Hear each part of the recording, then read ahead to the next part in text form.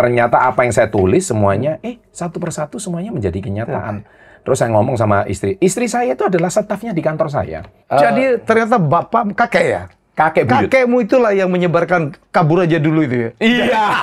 Loh, dia TKI ke Indonesia loh. Kabur aja dulu. Kabur aja dulu. Jadi jangan diributin lah. Orang mau kabur kok dilarang. Emang sampean yang ngasih makan? Kan enggak juga. Nah ya, usia saya capai 100 juta per bulan itu usia saya 24 tahun. Direct selling tuh? Direct selling. Oke, terus? Itu saya achieve. Terus kemudian pengen keliling 5 benua. Oke. Itu saya achieve usia 33. Tercapai? Capai. Encourage people, membuilding people, membuat, if you want to achieve your dream, make people achieve their dream. Berjuanglah, kamu akan meraih kesuksesan. Dia bilang, Sahun Chi Chu Tia, Chi Hun Kau Ba Pia, Ai Pia Jia.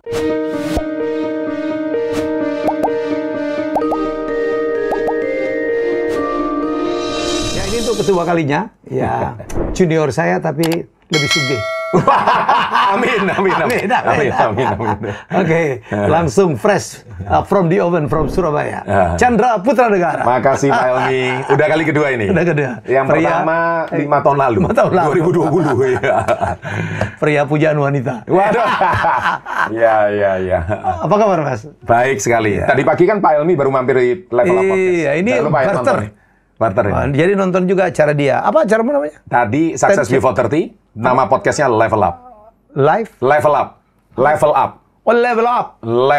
Wow. Jadi kalau yang nonton harus level up. Itu ilmu mahal itu ya. Iya dong. Jadi tamunya tuh memang betul-betul yang dipilih gitu.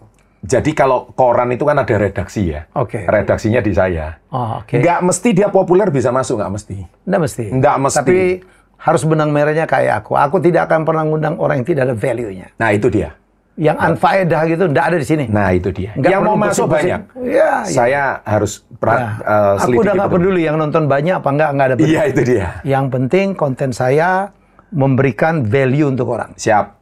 Cocok gitu. Iya. Aku tuh juga kadang-kadang ngomong lebih banyak daripada yang kutanyain. Nah, kalau tamunya nggak banyak ngomong kan aku harus masuk kok gitu. Benar. Ya nama juga Helmi bicara, bukan Helmi mingkem. Kalau mingkem biaya mendengar kan enggak ya? Enggak juga. Bicara loh gitu. Iya. Tapi kalau bisa menambahin, karena aku di senior Chan. Iya benar. Ya, cuman Panji kemarin bela aku, lah ya Helmi kok diprotes. Orang nggak terbiasa dengar guys, kadang-kadang saya ngomongnya lebih banyak daripada tamunya. Apalagi tamunya tidak banyak ngomong, selesai. Tadi tamuku Peter Carey. Iya. Dia ngomong dewe loh. Wah itu, kita dapat orang Inggris yang sangat cinta dengan Jawa, sangat cinta dengan Pariwara. Oke, apa kabar Mas? Kabar saya selalu hebat luar biasa. Wah, itu salam kita. Aku tuh nanya ya, Success Before 30 itu gerakan apa sih? Ini banyak juga orang yang nggak tahu tuh. Oke, jadi gini, itu semua itu awalnya itu bermula dari achievement saya sebetulnya. Oke. Rupanya achievement tapi kok seperti namanya tuh bagus gitu. Jadi saya itu kan usia 22 tahun. Ini achievement atau mimpi ya? Achievement. Tapi awalnya mimpi dulu dong. Awalnya mimpi. Kepengen sukses di bawah umur 30? Enggak juga. Ketika saya udah usia 35-an. Iya, ini kan lebih dari 30 gitu. Oh, saya sudah hampir 50 sudah. Iya, mestinya SB50 dong. Iya, mestinya. Ini kan sekarang. Tapi ketika saya udah lewat 30, ketika saya menoleh balik kisah perjalanan saya, rupanya waktu 30 saya udah achieve banyak hal ya. Jadi waktu saya usia 19 tahun, saya ikut seminar, saya tuh disuruh nulis dream list. Ya, saya juga bikin. Pak Helmi juga bikin dong. Saya bikin 50.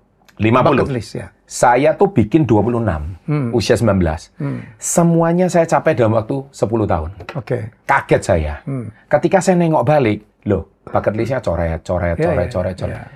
Nah, impian ke-26, yang saya nggak sadar itu, saya mau cetak $1 juta. Oke. Di usia 30. Kayak Mary Riana dong ya? Mary Riana 26 ya. Iya. Saya $1 juta, plus menikahi wanita yang kucintai. Padahal saya nulis pacar belum punya. Oke. Nekat itu. Nekat. Nah, jadi akhirnya, loh, ketika saya usia udah 35, anak saya udah 1, saya noleh ke belakang. Loh iya ya, kok saya bisa tercapai ya dengan Kamu nyapai di usia berapa $1 juta? 30. 30, pas ya? Pas. Terus menikah umur? Saya menikah itu 30 juga. 30 juga? Iya, persis. Gara-gara kamu nyapai $1 juta itu ada yang mau? Jangankan $1 juta. Iya. Usia 19 yang ngantri udah banyak. Gitu. Masih banyak janda-janda. Gitu. Rondo. Terus. Jadi akhirnya saya tuh mikir gimana ya saya tuh benar-benar capai usia 30 tahun. Jadi semua itu tak terencana dengan baik. Okay. Ternyata apa yang saya tulis semuanya, satu persatu semuanya menjadi kenyataan. Okay. Terus saya ngomong sama istri. Istri saya itu adalah stafnya di kantor saya. Dulu? Iya, jadi saya bukan... Jadi nggak berdi ongkos ya? Oh iya. Jadi kode-kode keluar gitu. Langsung gitu langsung ya? Langsung ya. Terus? Jadi saya bilang, bukan saya cari pasangan yang gimana. Tapi kan kalau kita menikah itu kan mencari pasangan yang bisa support ya. Yang jadi partner kita lah. Yang artinya bukan... Kalau anak muda itu kan kriteria memilih calon pasangan kan beda. Harus yang begini. Nggak salah. Tapi akhirnya... Saya juga menemukan, dia wanita yang paling tepat untuk saya. Jadi ketika saya nulis itu, nggak ada sama sekali. Nah, akhirnya secara organik 26 impian tercapai gitu loh. Nah, ketika saya capai Before 30 udah selesai, saya pikir, bagus juga ya nama. Nah, kenapa saya tidak nulis Rich Before 30? Karena sukses sama rich definisi saya berbeda. Rich is the part of success, tapi sukses lebih banyak gitu. Nah, itu sih dari sukses saya. tidak selalu harus dikaitkan dengan kekayaan harta aja, tapi kekayaan yang lain gitu. Walaupun ya ujung-ujungnya iya, benar. Boleh aja. Yang penting bahagia, dapat duit gitu. Kan ada ungkapan bilang nangis di atas Lamborghini itu lebih asik daripada nangis di atas becak. Iya. Itu fakta, Pak. Fakta. Itu kan. Jadi hidup itu bukan untuk uang, tapi semua butuh uang. Semua butuh uang. Ya. Jadi menjadi kaya raya lah. Menjadi kaya itu mimpi keberapa ya, Chan? Saya tuh tahu kan 26 nih. 26. Yang pertama, apal. Saya ada di buku saya kan. Iya, apa? Jadi yang pertama itu saya tuh nulis saya tuh pengen handphone Motorola tipe 8400. Namanya anak masih 90. Iya. Pak Elmi tahu kan, anak usia 19 tahun waktu itu handphone Motorola gede banget tuh. Iya, ngelempar anjing mati lah. Nah, itu kayak tandanya pisang gitu. Tapi gaya itu. Gaya. Ditenteng kemana-mana. Justru kan kan? Iya. Ditenteng kemana Wong Suge. Tapi terus Motorola kan berubah yang jadi flip itu loh. Ya, flip. Jadi saya lihat keren amat ya. Apalagi kalau orang waktu itu ngangkat handphonenya bunyi ya. Terus dia dilamain. Dilamain. Supaya banyak yang denger gitu kan. Terus antenanya kan dicabut tuh. Cabut gitu. Wah, keren. Terus ditaruh di belakang tuh. Kayaknya keren amat. Cita-cita pertama nulis itu. Gitu. Simpel banget cita-cita pertamamu ya. Namanya anak masih mahasiswa, Pak Elmi. Dan aku tahu dulu perjuangan hidupmu di keluargamu cukup... Nggak gampang. Okay. Saya ini sebenarnya bukan anak orang nggak punya loh, Pak Elmi. Papa saya ini orang berada tapi bangkrut. Gitu. Bangkrut waktu itu. Nah, cerita yang saya belum sempat sampaikan ke Pak Elmi. Jadi papa saya ini adalah salah satu cucunya Crazy Rich Surabaya era tahun 60-an. Nah, ini yang belum saya sempat ceritakan. Jadi mungkin ada DNA itu ya, pedagang. Jadi kakek buyut saya itu asli dari Fujian, China. Jadi bicara China itu menarik kayak topik tadi pagi. Jadi dia tuh kan perantauan ya, merantau juga. Dia menjadi... Jadilah perantau. Jadi ternyata kakek ya? Kakekmu itulah yang menyebarkan kabur aja dulu itu ya? Iya. Loh, dia TKI ke Indonesia loh. Kabur aja dulu. Jadi jangan diributin lah. Orang mau kabur kok dilarang. Emang sampean yang ngasih makan? Kan enggak juga. Nah, iya benar juga. Orang nyari penghidupan kok. Nah, jadi dia datang, terus kemudian menikah, punya 5 anak. Itu salah satu anaknya kakek saya. Nah, kakek saya punya 4 orang anak cowok. Kakek buyut yang kabur kakek buyut. Orang, loh, Pak Elmi masih ingat nggak? Tahun 60-an itu ada mobil yang terkenal namanya Impala. Tahu, Chevrolet Impala. Nah, itu mimpi semua orang yang ono sayap ya. Iya. Terus kakek buyut saya punya 1. Wah, jadi memang bukan orang yang sembarangan. Kakek buyut. Jadi memang mungkin DNA itu sudah ada. Nah, jadi akhirnya turun. Itu balung sugih. Balung sugih, benar. Terus. Nah, jadi akhirnya sampai ke papa saya. Nah, papa saya ini kan sudah punya toko hasil bumi sukses. Siapa sangka krisis moneter 98 jatuh di situ. Ya, itu cerita kita yang lalu. Nah, singkat cerita seperti kayak gitu. Tapi apakah itu privilege? Ya, privilege saya adalah orang tua saya bangkrut. Jadi saya nggak diwarisin apa-apa. Privilege saya is no privilege. Privilege is not privilege. Jadi jangan diperdebatkan. Itu Richard tuh pernah wawancarain saya. Nah, ya itu betul. Dia nanya, Pak Elmi, privilege saya, ini Richard anak buah juga, anak buahku juga itu. Ikut trip saya ke Cina itu. Sekarang binaan saya di OGP. Keren. Privilege Pak Helmi apa? Privilege saya itu justru karena tidak punya privilege. Nah, apalagi kisahnya Pak Helmi juga kan nggak mudah itu. Iyalah. Nah, itulah sesuatu yang saya yakin anak sekarang nggak usah pakai alasan itu untuk mengatakan kamu nggak bisa sukses itu. Kita ketawain itu, Pak Helmi. Nggak ada itu, Pak. Temannya Richard kemarin jadi tamu saya, Yandi. Tamat SB Mas, pemulung. Nah, pemulung. Sekarang Om Z-nya udah miliaran, kalah sih sama Richard. Richard juga tamat SMP itu. Iya. Wah, tapi luar biasa. Luar biasa. Bapaknya bangkrut juga tuh.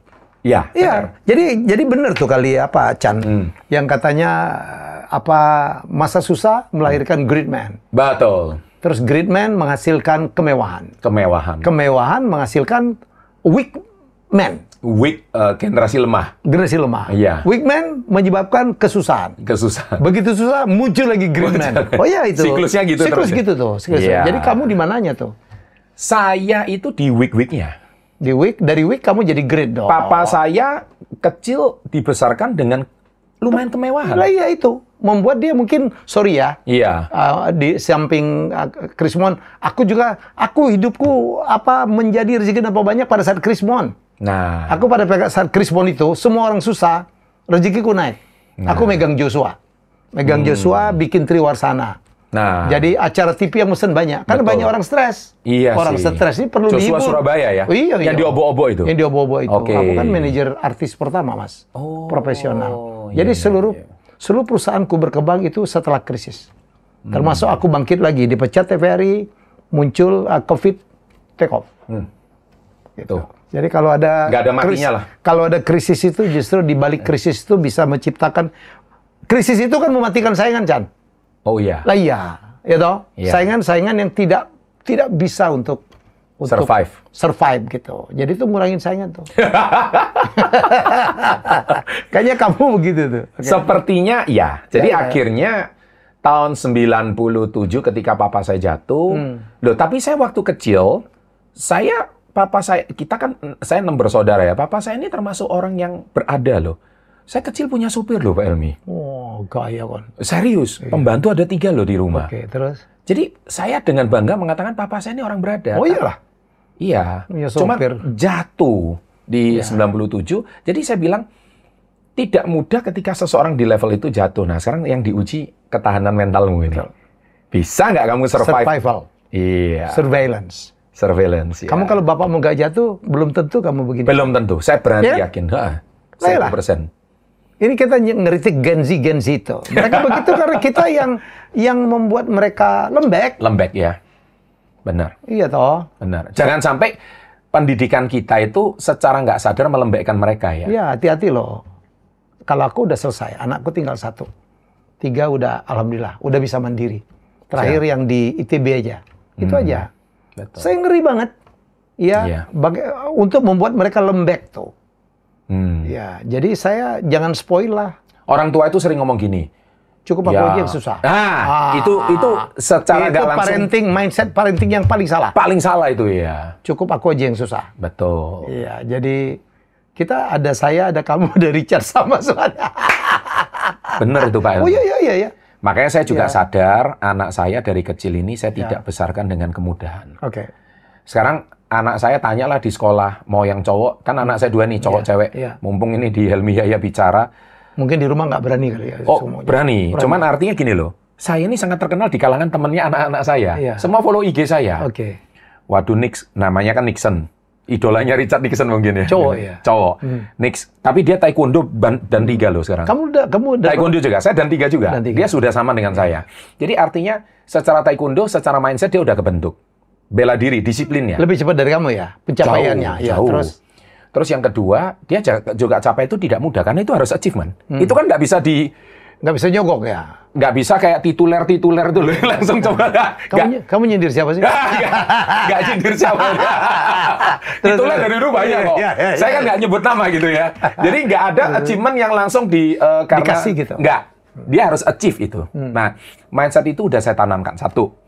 Kedua, kadang-kadang dia ke sekolah ini naik Gojek loh. Sepeda motor loh. Mobil kamu kasih?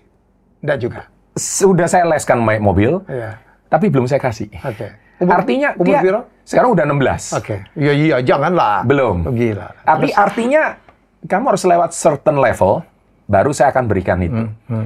Dan yang ketiga, mungkin saya boleh dikatakan orang tua pelit. Di sekolah, dia ini sering sama temannya, Nix, papamu kan orang kaya, orang terkenal. Lihat dompetmu isinya berapa? Dompetku 0. Artinya dia ke sekolah bawa bekal, Pak Helmy. Dia tidak malu dia. Dia nggak malu. Jadi dia bilang, ya ini papaku didik saya seperti ini. Nah itu temennya kaget gitu. Tapi kalau misalkan ada trip apa ya, saya kasih supir saya, dia bisa jalan sama teman-temannya, dia jalan. Saya ngomong ada reward tertentu, tapi kamu harus achieve. Kamu nggak ada namanya sukses diraih dengan mudah, itu saya nggak percaya. Termasuk anak yang cewek. Saya gembleng sekarang renang dia. Anakmu 2 ya? 2 aja. Cowok cewek. Jadi saya gembleng. Dia pun juga harus mencapai sesuatu. Wah, yang kecil manja. Aduh, Pak, capek, Pak. Bagus. Aduh, Pak, gurunya galak, Pak. Papa yang suruh. Wah, dia kaget gitu loh. Nah, karena kalau enggak kan dia lihat handphone terus, Pak Helmy. Anak sekarang lihat handphone, cari kesenangan. Saya ngomong, kamu punya watch time di handphone itu tahu berapa jam? 9 jam satu hari, saya bilang. Dia kaget. Hah, masa? Enggak kerasa kamu scrolling? Doom scrolling kan bahasanya sekarang. Nanti brain rot loh, saya bilang kayak gitu. Kaget dia. Nah, tapi dengan kata lain, kesibukannya di luar-luar, ya saya tetap suruh dia berenang. Sekarang seminggu dia 4 kali. Artinya, semua proses yang anak saya lewati, saya tahu, mungkin saya terkesan orang tua yang kejam, tapi itu nanti kamu akan panen suatu hari. Saya percaya itu, Pak Helmy. Dan saya tidak mau, saya mau mutus generasi yang tadi katanya Pak Helmy, generasi pertama berjuang, generasi kedua menikmati, generasi ketiga menghabiskan. Saya nggak mau itu. Kalau kamu benar-benar mau sampai selanggang selama-lamanya, kamu harus achieve.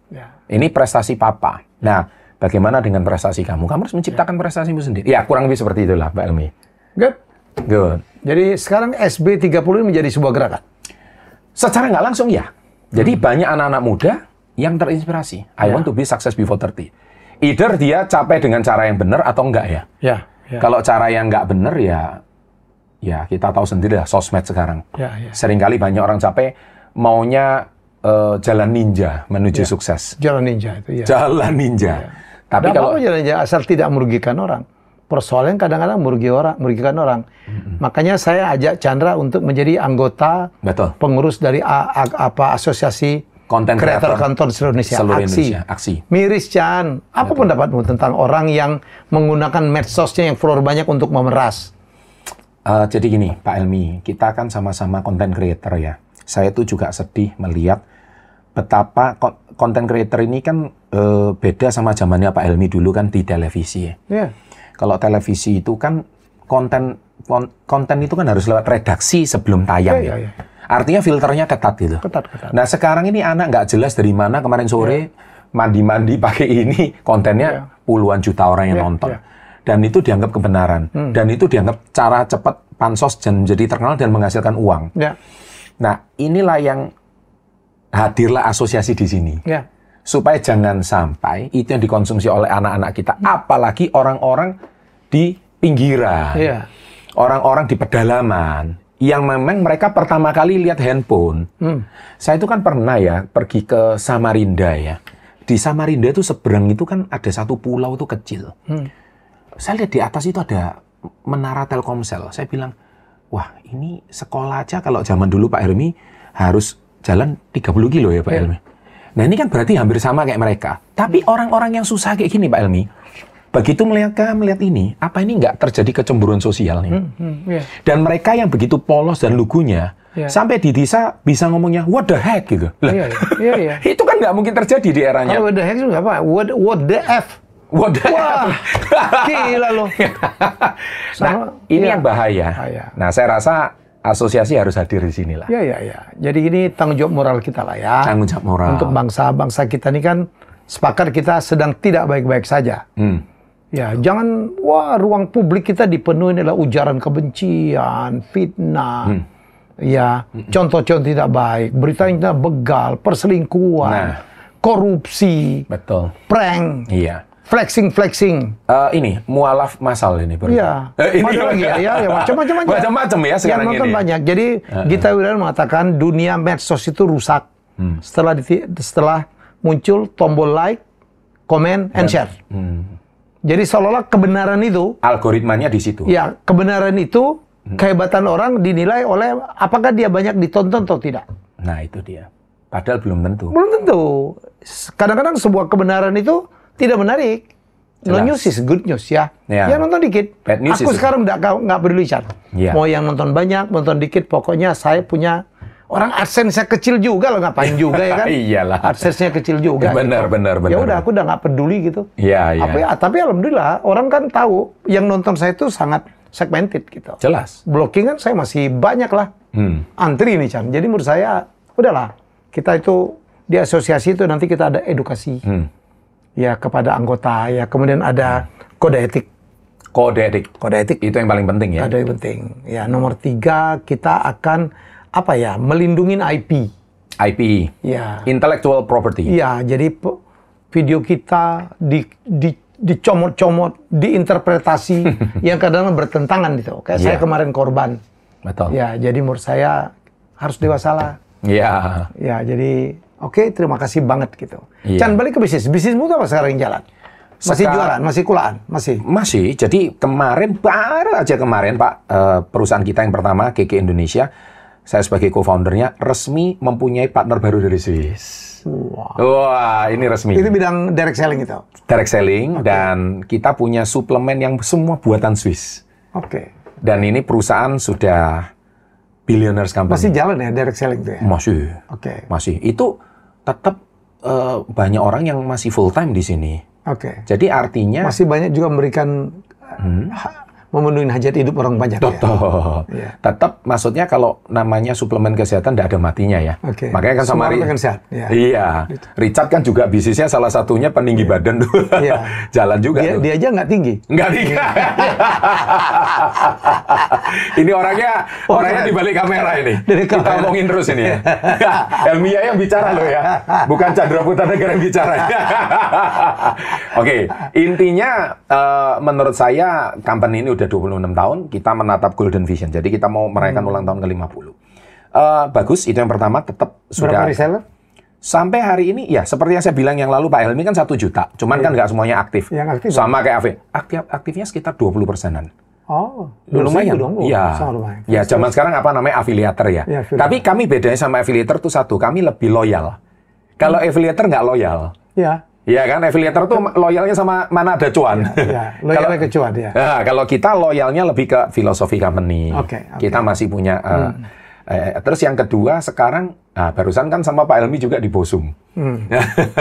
Ya, itu tambahan lah. Jadi saya kan memang punya training and consulting. Kita juga sering mengisi in-house company. Saya juga disuruh. Banyak sih, kadang-kadang waktu zaman COVID itu, kita rame banget tuh Pak Helmi. Karena semua orang pengen belajar ya. Waktu itu ya, jadi topik kita leadership dan sebagainya. Terus saya juga ada interior juga sama kakak saya di Surabaya. Kemudian kita ada beberapa company, jadi total saya ada 7. Yang sama Atta masih jalan? Enggak jalan lagi. Ya, saya rasa Atta memang cocoknya jadi YouTuber lah ya. Bukan influencer aja. Jadi mungkin Atta sahabat kita juga, tapi mungkin kalau di dalam dunia usaha mungkin beliau memang pengen berusaha, tetapi saya rasa cocoknya di dunia kreatif lah. Kalau untuk barang saya rasa mungkin agak sulit ya, karena Atta itu sukses waktu itu, tapi memang palsunya banyak. Jadi palsu banyak? Banyak sekali. Jadi saya rasa Atta juga pusing ya menghadapi gimana nuntut UMKM yang niru brandnya dia. Nah akhirnya ya usaha itu akhirnya nggak lama juga ya meredup dengan sendirinya. Tapi istilahnya kan ya kita kadang kan yang penting kan cari teman lah. Nah itu pengalaman kita belajar. Terus kemudian juga beberapa juga yang saya, tapi strength kita ini kan di dunia training sebetulnya. Kita membina reseller tuh nggak di dunia training. Kita membuat podcast ini kan juga mentraining orang. Edukasi Pak. Jadi saya rasa karena strength kita di sini ya kita gas lah. Segala sesuatu yang butuh edukasi, kita punya ilmunya, kita berbagi, orang dapat manfaat, siapa tahu tercipta kolaborasi, tercipta peluang usaha baru. Ya kurang lebih kayak gitu sih Pak Helmi. Dan saya cukup enjoy dengan keadaan sekarang ini. Kemarin ada sedikit gimmick mau jadi wali kota, Pak Helmy. Iya. Ada ya, Pak Helmy, lihat ya? Iya. Itu lucu-lucuan Ada aja. kamu, ada Hendy Stiono. Hai, Hen. Enggak, itu saya udah klarifikasi berkali-kali. Kalau Pak Tung aja bisa nyebar-nyebar uang kan, Iya, masa kita nggak boleh gimmick jadi calon wali kota? Kemakan itu satu. Kalau Pak Helmy kan nyalon kepala daerah beneran. Dan kalah. Dan kalah. Untung kalah. Untung kalah. Enak mana Pak Helmy? Jadi podcaster, pengusaha gini atau jadi kepala daerah? Kepala daerah itu gimana? berat loh. Berat ya? Berat. Nggak gampang lah. Nggak gampang ya? Gaji kecil, tuntutannya banyak. Iya sih. Gitu loh. Terus biayanya nggak kuat, Chan. Bihe nggak kuat. Ya, apa money politiknya nggak kuat. Nah. Bukan money politik aja. Intinya itu biaya mencalonkan diri itu mahal. Oh iya jelas. Apa kampanye, bikin kaos. Itu nggak perlu nyogok nih, nggak perlu nyogok. Iya. Iya, apalagi kalau tambah nyogok. Aku kan pernah diwawancarain Dede, aku bilang bupati minimal 50M harus sediain. Nah, beli partai. itu baru bupati. Sementara gajinya piro. Iya. Iya. Makanya nggak salah kalau mereka harus balik model dengan cara seperti itu. Iyalah. Ya. Selalu Minimal begitu. kan pasti ada bohir ya. Iya dong. Benar harus ngasih bohir lah. Iya, harus Nggak ngasih bisa bohir. kita. Jadi menurut saya ini ada wacana terus tangga ini Pak Prabowo ngomong tangga udah kepala daerah dipilih oleh DPR aja. Saya agak-agak setuju. Agak setuju ya. Iya. Soalnya biaya demokrasinya jadi nggak terlalu Aku tinggi. pernah ngomong begitu ya dengan Margarito Kamis juga. Ada netizen ngomong, oh kalau gitu apa ngurangi rezeki kami dong. Jadi sogokan itu dianggap rezeki. Itu haram tau kan. Sogokan kok dianggap rezeki apa sih? Ya, jadi sebenarnya kalau kita memilih kepala daerah yang baik tuh, Iya. sebenarnya kan itu akan multiplier-nya kan kita akan menjadi negara daerah kita menjadi lebih maju. Rezeki kita, lapangan kerja akan dibuka lebih banyak. Asal milih orang yang tepat. Bukan orang yang terpilih karena lebih banyak menebarkan amplopnya. Ya. Gitu loh. Negara demokrasi itu. Iya. Ya kayak gitu sih. Demokrasi itu, Chan. Nih, kan aku banyak yang ngomong. Jadi menurutku penting nih. Pak Mahfud tuh ngomong, demokrasi itu hanya bagus diberlakukan kepada negara yang penduduknya tidak miskin. Oh. Dan penduduknya sudah terdidik, pendidikan tinggi. Ya masuk akal. Ya, kalau pendidikannya nggak tinggi dan juga banyak yang miskin, kan apa yang terjadi? Ya. Jual suara. Pasti jual suara. Jual suara, ya kan? Betul. Gitu loh. Kalau orangnya sudah nggak miskin, nggak mungkin bisa disogok. Nggak bisa. Gitu loh. Iya. Terus mimpimu apa lagi ya? Yang 26. Wah, 26 udah selesai. Beli handphone udah.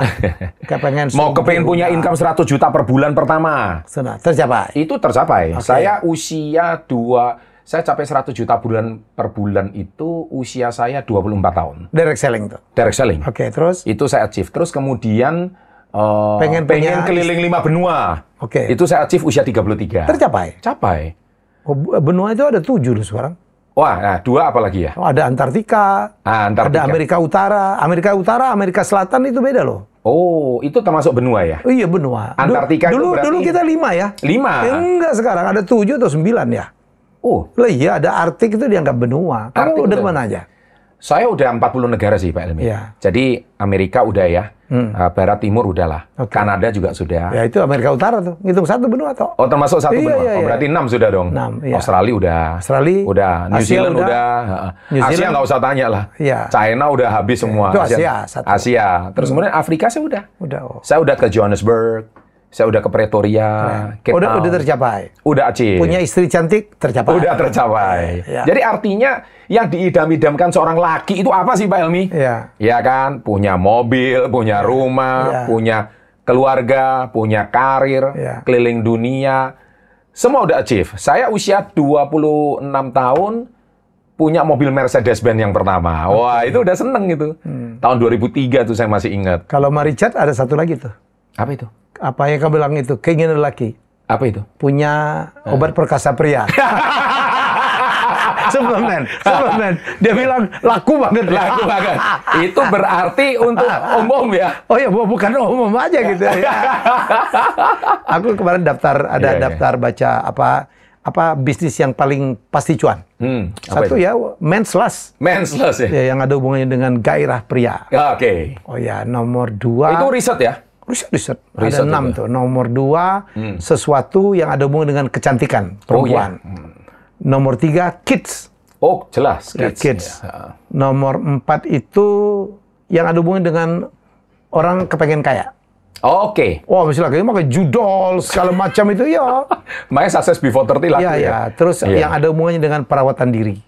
Oh, jadi personal care. Personal care dan sebagainya. Oke. Itu mesti dibutuhin orang tuh. Nah, itu kan direct selling saya semua itu. Iya, itu makanya. Masuk semua barangnya di situ. Iya. Kamu yang men's last ada pasti ya? Ada. Wes. Memang booming. Yang dijualnya bisik-bisik kan? Iya. Tapi tambah bisik-bisik tambah lagi. Tapi mereka malu. Iya. Jadi pesannya itu anonymous. Iya. Tapi sekali pesan lumayan Pak Helmi. Makanya reseller kita hidup semua. Untungnya gede itu. Gede. Lumayan lah. Yang penting bisa, kita kan dapat rekor muri itu Pak Helmi. Iya. Apa? Perusahaan kita jadi perusahaan direct selling dengan mengunjungi negara terbanyak. Kamu aja ininya. Iya, ada. Agen-agenmu. Iya. Jadi kita paling rekor tuh kemarin itu gara-gara COVID sialan. Kemarin kita achieve ke Hainan, itu kita berangkatkan 1.200 reseller kita. Ya benar. Serius. Berapa pesawat kan? Kita charter sampai 5 pesawat itu Pak Helmi. Terus 2020 waktu awal COVID, kita udah booking hall 3.000 orang ke Bangkok. COVID keluar. COVID Maret dong. Wah, itu Februari berangkatnya. Wah, tuh cancel semua. Iya. Kita hallnya yang udah di DP, di refund semuanya. Itu rugi hampir 11 miliar, Pak. Company loh ya, bukan pribadi, Pak. Iya. Jadi itu yang berangkat cuma 800. Wah, kalau itu mah meledak gitu, Pak Helmi. Ya, jadi kita happy-kan lah. Reseller-reseller kita happy-kan. Nah, itu ya barang-barang yang tadi Pak Helmi sebutkan semua itu ada di produk. Ada semua ya. Makanya kita bisa membuat happy. Jadi kita menyenangkan orang yang belum pernah keluar negeri gitu loh Pak Helmi. Iya. Kan itu Dan banyak sekali. everyone's dream kan. Jadi ketika mereka bisa capai, punya paspor aja udah senengnya minta ampun. Bahkan pernah di Manado Pak Helmi. Lucu ini. Jadi imigrasinya Manado itu pernah sampai ngomong gini. Yang dua, yang paling nge-apply paspor paling banyak. Nomor 1 TKI yang mau ke Jepang. Karena kan banyak tuh. Ya. Orang sekarang ya. banyak ya. Yang kedua company kamu. Iya. Gitu ya? Iya. Karena kita berangkatin waktu itu orang Manado sampai apply 800 orang. Dalam waktu setengah tahun. 800 orang. Gila apa-apa nih. Mau ke Thailand semuanya. Nah, kita kan happy tuh. Meningkatkan devisa. Iya. Membantu orang mencapai impiannya. Ke luar negeri nggak selalu kayak kakek buyut saya tuh loh, cari kerja ke Indonesia loh. Tapi dia sebagai turis jalan-jalan. Itu something yang akhirnya kita happy banget. Nah, makanya saya bilang, ketika saya menilik balik, this is my strength. Ya, jadi strength kita itu encourage people, membuilding people, membuat, ya, if you want to achieve your dream, make people achieve their dream. Ya. Building people business gitu loh. Jadi bisnis yang membangun orang lain, mengachieve orang lain, membuat orang level up, membuat mereka percaya diri, membuat mereka bisa meraih mimpi mereka. Itu sesuatu yang menurut saya value-nya tuh luar biasa. Akhirnya ketika kita semakin sukses, semakin yang mendoakan kita sukses itu semakin banyak. Itu sih. Saya rasa juga channelnya Helmi Yaya Berbicara ini kan memberkati banyak orang, Pak Helmi. Amin. Akhirnya kan membuat orang itu merasa I got something from this free podcast gitu loh. Yang mana mungkin saya ini anak cuma lulusan SMP, katakanlah seperti itu. Tapi kan nggak ada hubungan ya. SMP sama sukses itu kan nggak ada hubungan. Kalau kamu belajar dari 1 jam podcast ini aja, you got the idea. Sebenarnya nggak bisa juga kamu kerja gitu. Gimana menurut Pak Helmi? Orang sukses yang sekolahan sama nggak sekolahan beda. Oh, beda ya. Bedanya di mana itu Pak Helmi? Ya, jadi makanya orang sukses yang nggak sekolahan, dia bisa mencapai seperti orang yang sekolahan. Ya. Kalau dia terus belajar. Benar itu dia. Ya, jadi sekolah itu hanya salah satu tempat untuk belajar. Benar. Belajar itu bisa juga di luar sekolah. Ya. Intinya, benar. Iyalah. Ya, jadi, tapi gitulah. Jadi kalau kita beda ya. Kalau dia akademisi beda ya. Beda. Gitu. Yang paling membedakan itu apa kalau pengalamannya Pak Helmi? Kalau sekolah itu kan kadang-kadang cuma menghasilkan ijazah. Betul. Kan banyak sekali orang yang tamatan sarjana kayak apa juga terhalang tuh suksesnya seperti yang nggak sekolah. Jadi intinya saya ngelihat ada beberapa konglomerat cuma tamat SD. Tapi jangan katakan kalau mereka nggak pintar banget. Iya sih. Konglomerat loh. Iya. Ya, jadi menurut saya dia tahu tuh dia kalau kita nggak pintar bergaullah dengan orang pintar. Rekrut orang pintar. Orang pintar itu orang yang bisa mempekerjakan orang yang lebih pintar dari dia secara akademis. Iya. Jadi jangan jadi bos tuh yang selalu kepengen anak buah kita setuju dengan kita. Iya. Wah, bos hebat banget. Wah, bos nih keren usulnya. Sementara ini para penjilat nih. Ya nggak. Kalau ada bos yang kalau ditentang gitu marah. Kalau anak buahnya punya pendapat yang berbeda, marah. Keliru. Keliru. Kalau gitu perusahaan kita tidak akan lebih besar dari kitanya sendiri. Setuju. Ya, saya lihat tuh banyak orang-orang yang tidak sekolahan atau sekolahnya tidak tinggi. Ya, tapi menjadi manusia pembelajar. Belajar dari buku, belajar dari bergaul, belajar dari ikut seminar. Setuju. Ya, belajar dari observasi. Iya. Menurut saya itu yang harus dilakukan. Harusnya mereka bersyukur ya, zaman sekarang banyak podcast berkualitas. Iya. Tinggal milih aja. Tinggal milih aja kan, mereka bisa belajar. Yang ngeprank ngapain? Kayak zaman saya dulu Pak Elmi, ketika saya mau belajar dari orang sukses, saya nomor satu saya ke toko buku dulu. Iya. Saya belajar dulu bukunya. Rata-rata bule semua Pak. Iya. Ya kita kejarlah seminar sampai ke Amerika, ke Australia, ke Taiwan. Kebetulan saya bisa sedikit bahasa Mandarin lah. Jadi saya tuh kejar salah satu motivator favorit saya itu dulu namanya Chen Anzi, orang Taiwan. Chen Anzi itu hebat Pak Helmi. Kita kejar sampai ke Taiwan. Dia punya, saya dengar audionya. Ya separuh-separuh nggak ngerti juga kan bahasa Mandarin. Tapi karena kemauan untuk belajar tinggi. Tapi relevan nggak? Relevan. Mindsetnya setara nggak langsung kepengaruh. Minimal kita niat untuk belajar aja mindsetnya udah berubah tuh. Gitu ya? Iya. Growth mindset itu ya? Growth mindset. Nah, Chan, sekarang kan banyak orang susah nih, Chan. Banyak layoff. Ya. Layoff ya? Layoff gitu. PHK di mana-mana ya? Dan kita deflasi loh. Deflasi itu teman-teman bukan prestasi tuh. Deflasi itu artinya buying power kita turun. Tidak banyak terjadi transaksi. Jelas. Ya, orang ngerem. Atau nggak punya daya beli. Atau tidak punya daya beli, atau tidak beli sama sekali. Iya, nggak jajan gitu. Nggak jajan gitu. Jadi sebenarnya negara itu harus inflasi. Ya. Walaupun juga jangan terlalu tinggi. Kalau inflasi itu artinya terjadi transaksi toh. Terus. Nah, ini kan kondisi kayak gini. Ya. Kamu punya solusi nggak ya?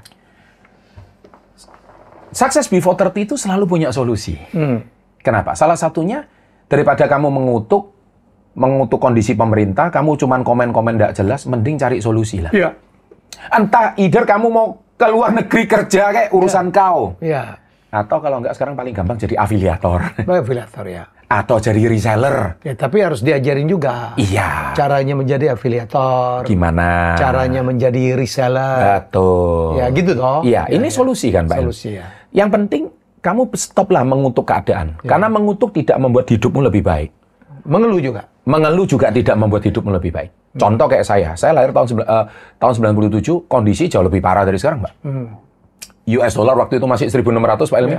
Tiba-tiba melejit jadi 16.000 kayak sekarang. Itu dalam hitungan bulan kan, Pak Elmi. Kalau ini kan 25 tahun. Nah, siapa yang nggak kaget waktu itu, Pak Elmi? Kita juga lulusan di mana negara masih gonjang-ganjing, presiden barusan diturunkan. Jadi, wah, itu politik yang tidak stabil. Kita keluar aja takut. Itu pun kita bisa berhasil. Bagaimana dengan Anda? Dan belum ada sosmed. Kita masih offline loh Pak Eri. Bagi brosur ke rumah-rumah loh. Ngumpulin orang ke rumah-rumah loh. Ngedok rumahnya orang loh Pak Elmi. Kadang yang keluar anjingnya Pak Elmi. Kita sales kan Pak Elmi. Nah makanya saya selalu bilang anak Gen Z ini masih ngalamin nggak sih ngedok rumah orang yang keluar anjingnya. Di sini nggak laku aja udah nangis. Tuhan nggak adil sama diriku. Nah yang itu dimaksud generasi lemah itu kan Pak. Nah, bagaimana dengan kita gitu loh? Saya ini juga pernah keliling, ya kan? Karena keadaan ya Pak, keliling ke luar kota, sampai bensin hampir habis karena duit nggak ada gitu loh Pak Elmi. Jadi mau nggak mau kita keliling naik bus, jalan darat, sana sini. Tapi yang terpenting itu apa? Ya kita nggak ada pilihan karena itu jalan yang terbaik. Nah sekarang kan nggak usah brosur, kirim WA aja brosurnya videonya lebih keren. Zaman dulu kan kita harus pakai brosur, bagaimana supaya orang itu ngerti produk yang kita jual, dan kita harus tatap muka, dan kemudian kita itu cara yang terbaik, dan itu kita bisa capai itu semua. Dan kondisi Indonesia juga lagi tidak baik-baik aja, buktinya kita bisa lewat. Artinya saya percaya Pak Elmi, meskipun negara ini deflasi, meskipun ekonomi melambat, meskipun ini, saya percaya pasti di balik krisis ada orang kaya baru, ada orang sukses baru, dan pastikan itu kamu. Itu sih saya kayak walaupun gitu. Walaupun ada orang miskin baru ya? Pasti. Saya bilang, di balik krisis pasti ada orang kaya baru, di balik ekonomi yang baik pasti tetap ada orang miskin lagi. Jadi itu nggak ada hubungan kalau menurut sama saya. Kembali lagi tergantung pada sendiri-sendiri. Iya, kalau itu saya menilainya seperti itu. Makanya sukses menurut saya sih, Pak Elmi, bukan tergantung siapa-siapa sih, bukan tergantung pemerintah. Makanya kan saya yakin kalau ini sukses itu ada di dalam genggaman tangan kita. Ini kan kadang kita percaya ini garis nasib kita ya Pak Helmy ya. Kalau ini saya genggam gitu. Tapi ada yang nggak bisa digenggam kan Pak Helmy, garis ini. Contohnya di sini kan Pak Helmy. Ini kan garis-garis yang kita nggak bisa genggam kan. Nah ini bukan faktor kita, ini udah faktor Tuhan yang Maha Kuasa. Tapi tetap ada 70% itu kan faktor ada di dalam dengan tangan kita. Makanya kan Pak Helmy pernah dengar gak lagu Tionghoa dulu? Aibia Jia Eya. Nah, itu lagu Tionghoa ya. Artinya? Artinya apa? Berjuanglah, kamu akan meraih kesuksesan. Dan dia bilang, Sahun Chi Chu Tia, Chi Hun Kau Papia, Aibia Jia Eya. Itu lagu yang kita sering dengar zaman dulu. Jadi apa? 70% itu di tangan kita sendiri, 30% di tangan Tuhan. Tapi kamu harus berjuang. Aibia itu berjuang. Yang nyanyi itu Jackie Chan, orang-orang bintang-bintang film Hong Kong, semua itu menjadikan lagu itu sebagai inspirasi dan menjadi penyemangat bagi mereka. Jadi negara komunis saja nggak punya Tuhan aja sekarang jauh lebih sukses. Kita mungkin yang negara sangat religius, berdoanya kenceng, kok masih kalah jauh gitu loh. Artinya apa? Nah, jangan-jangan kamu lupa bahwa sukses itu ada di dalam genggaman tangan kita. Bukan di siapa-siapa. Bukan di siapa-siapa. Jangan nyalain pemerintah. Jangan nyalain keadaan. Jangan nyalakan faktor eksternal. Mari kita instruksi dalam diri sendiri. Sekarang saya berani mengatakan zaman sekarang jauh lebih gampang untuk sukses. Kamu udah punya handphone. Kamu udah bisa jualan apapun dengan modal yang sangat minim. Kamu bisa personal branding. Sekarang suruh ngonten aja baru bikin 5 video udah capek. Gimana kamu mau sukses? Padahal modalnya cuma kamera, kreatif, mikir. Waduh, saya sekarang bikin konten stres. Kontenku udah habis. Aku kena asam lambung katanya. Lah gimana dengan saya? Apa enggak zaman dulu? Gimana dengan Pak Helmy gitu loh? Jangan-jangan kalau kamu dikembalikan ke eranya Pak Helmy harus jalan 30 kilo, kayaknya kamu udah bisa bunuh diri kali. Kamu setiap hari mengutuk Tuhan tidak adil kali. Apakah kita seperti itu Pak Helmy? Saya yakin enggak. Nah inilah mentality seperti ini saya yakin dengan kemajuan teknologi seperti ini, nggak mungkin nggak bisa sukses. Itu saya percaya kayak gitu Pak Helmy. Pada saat semua Gen Z dituduh begitu, Anda sedikit berbeda, itu udah personal branding. Itu sudah personal branding. Tunjukkan kalau kamu nggak lembek. Ya. Tunjukkan kalau kamu tough. Betul. Tunjukkan kalau kamu bisa komunikasi yang baik. Ya kan? Tunjukkan branding. Iya. Tunjukkan kalau kamu menghormati orang tua. Setuju. Tunjukkan kalau kamu bisa menjadi team player. Betul. Tunjukkan kalau kamu berinisiatif, tidak cuek. Kamu akan menjadi Gen Z yang outstanding. Outstanding. Jadi setiap orang ada masanya. Oh iya ya. Setiap masa ada orangnya. Dan saya yakin pastikan kamu Gen Z yang tough gitu. Ya. Dan paling kreatif. Iya, gitu. iya, iya. Itu bisa ya Pak Helmy? Oh bisa. Jadi nggak selalu Gen Z yang... Soalnya yang lain kan rebahan. Iya. Kalau yang lain rebahan, kita duduk jongkok aja udah kelihatan kawan. Iya, betul. Jadi menurut saya, semua saya setuju. Ya, tergantung dari diri sendiri. Ingat ya, saya akan tutup podcast perbincangan yang sangat bermanfaat ini, bermutu ini dengan, ingat ya, yang bikin kapal itu karam bukan karena ada air yang di sekitarnya. Kapal memang harus di atas air, dikelilingin air. Tapi kapal karam, kalau kapal tersebut kemasukan air. Betul. Ya. Betul. Oleh karena kalau kita kapal, jangan sampai kita kemasukan air. Oke. Jangan sampai kita terpengaruh dengan lingkungan. Jelas, itu dia. Lingkungan merebah, kamu jongkok. Lingkunganmu jongkok, kamu berdiri. Ya, insya Allah kamu akan banyak kebutuhan ini. Banyak. Apalagi sekarang jumlah anak muda makin sedikit. Depopulasi. Benar ya itu ya. Terjadi di mana? Saya pikir Indonesia pun cepat atau lambat akan apa bukan cuma kota besar aja itu? Mungkin. Kalau di daerah kan masih suka bikin anak itu. Bikin anak lah. Soalnya nggak ada kerjaan lain. Nggak ada kerjaan lain. Thank you Pak Helmy. Anda Putra Negara. Thank you. Success before 30. Terima kasih. Iya, kapan-kapan kita traveling bareng. Siap, kita traveling bareng ya. Kita ajak sama Richard. Aksi atau sama apa gitu ya? Iya, Pak. Ajar Richard aja. Richard bagian Google Map. Karena dia jago digital ya. Thank you, bye-bye. Kita jumpa lagi dengan tamu hebat saya saja. Bye-bye. Bye. Thank you. Makasih Pak. Terima kasih sudah menonton Helmy Bicara.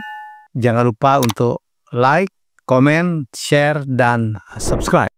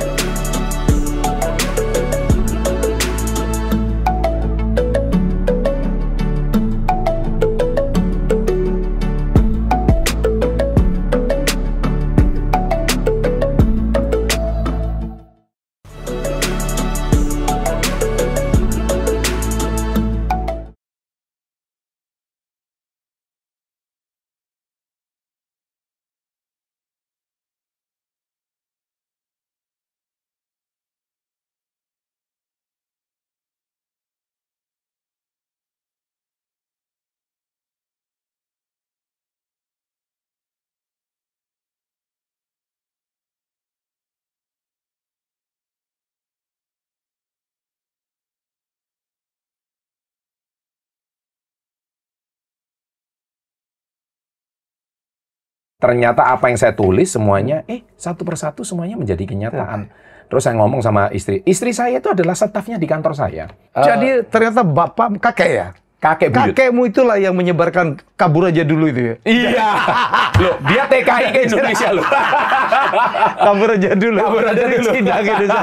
Jadi jangan diributin lah. Orang mau kabur kok dilarang. Emang sampean yang ngasih makan? Kan enggak juga. Nah ya, saya capai 100 juta per bulan itu usia saya 24 tahun. Direct selling tuh? Direct selling. Oke, terus? Itu saya achieve. Terus kemudian pengen keliling 5 benua. Oke. Itu saya achieve usia 33. Tercapai? Capai. Encourage people, membuilding people, membuat, if you want to achieve your dream, make people achieve their dream. Berjuanglah, kamu akan meraih kesuksesan. Dia bilang, Sahun Chi Chu Tia, Chi Hun Kau Ba Bia, Ai Bia Jia.